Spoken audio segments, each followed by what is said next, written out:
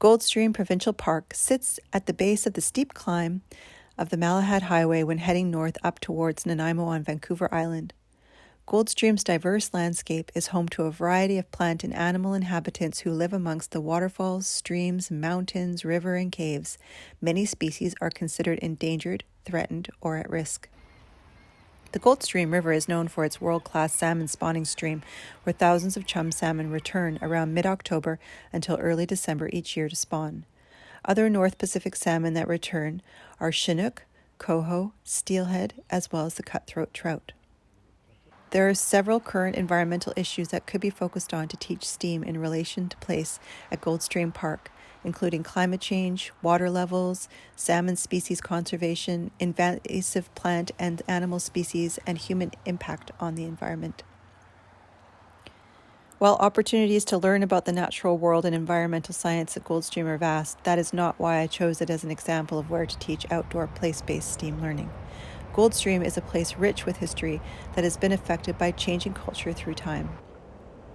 In 1863, rumors of gold brought a quick and intense yet fruitless gold rush to Goldstream, and remains of mines can still be found.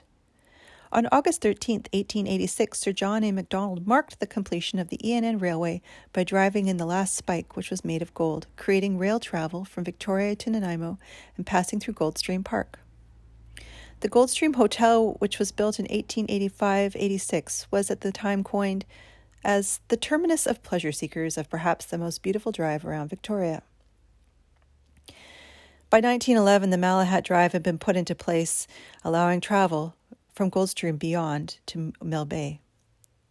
Among the Douglas firs, hemlocks and cedars, shadows beneath ferns and flowing water, signs of human impact can easily be found at Goldstream. The park, while a preserved and protected land, is currently enjoyed recreationally by campers, runners, hikers, and cyclists. The Nature House offers education programs to the public and to schools. Goldstream has been in the local news over the years for pranks, droughts, car accidents on the nearby highway, and of course the famous Salmon Run. But what about Goldstream before colonialism? Who else has been in relationship with this land? The Wasanic First Nations people have been in relationship with this land, now known as Goldstream, for time immemorial. Their ancestors spent time in sacred mountain caves located on the Malahat that sits alongside Goldstream Provincial Park for ceremony. According to elders, the land at Goldstream is where the first Saanich man came down from heaven, because everything he needed to live would be right there. There was fish and plants and everything he would need to survive. In 2013, a step towards reconciliation came when land next to Goldstream Provincial Park was returned to Saanich Nations. A 4-hectare parcel located on Mount Finlayson was accidentally removed from First Nations ownership over 50 years prior. What difference does it make, you might ask, about learning the history of the land? Understanding the history, language, the culture of place through time before approaching it with science, technology, engineering, and mathematical solutions to 21st century problems is key to place-based learning. It allows for multiple lenses or perspectives about how places change through time. The arts is therefore integral to this process, and for this reason, the heart of STEAM learning. Culture throughout the world is not just shared through text. It is shared through music, theater, and visual art.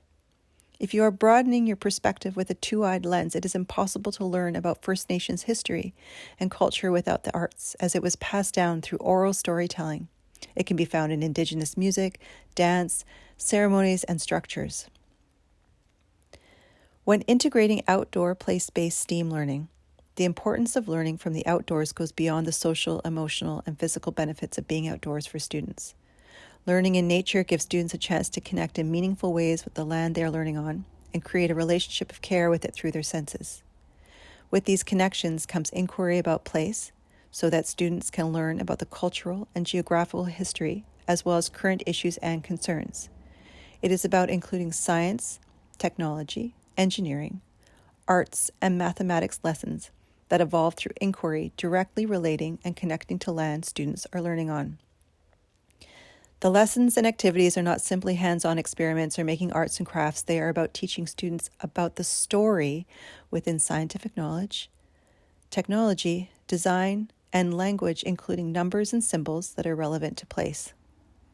The lessons and activities lead to questions and reflections, building creative and critical thinking skills, as well as a sense of personal and social responsibility.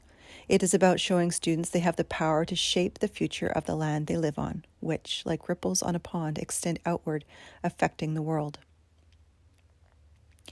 A trip I took last summer to the UK inspired me to create this framework for outdoor place-based STEAM learning. On this trip, I connected all the dots about how STEAM and place-based learning go hand in hand.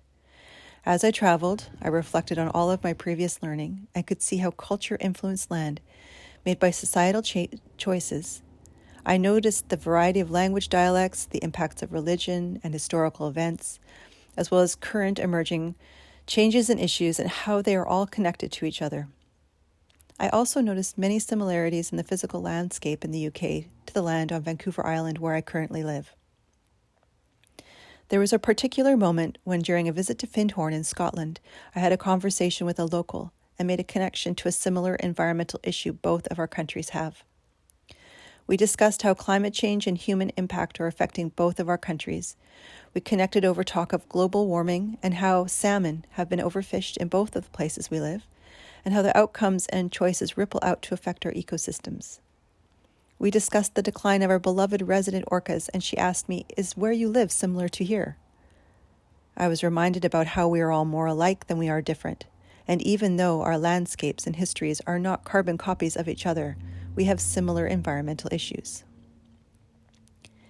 In the 18th and 19th centuries, as the Industrial Revolution spread from Europe to North America, society changed swiftly and dramatically. Machines took the place of manpower, and discoveries through innovative engineering soared.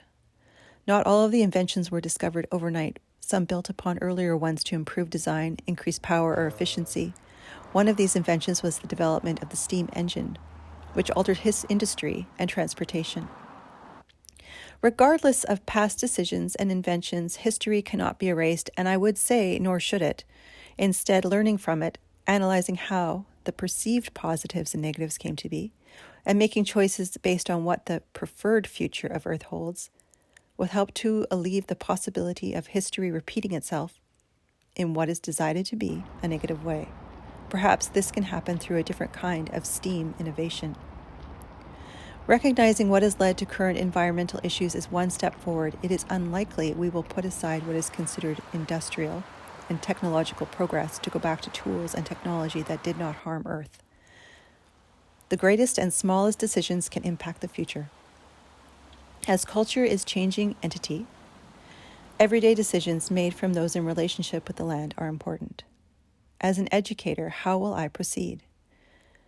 Well, I will be encouraging students to discover local issues and concerns, take an inquisitive look at the present, explore the past, and take action through STEAM learning so that students can approach the future and examine it with a broader cultural lens and reflect on what is needed to support the natural world around them.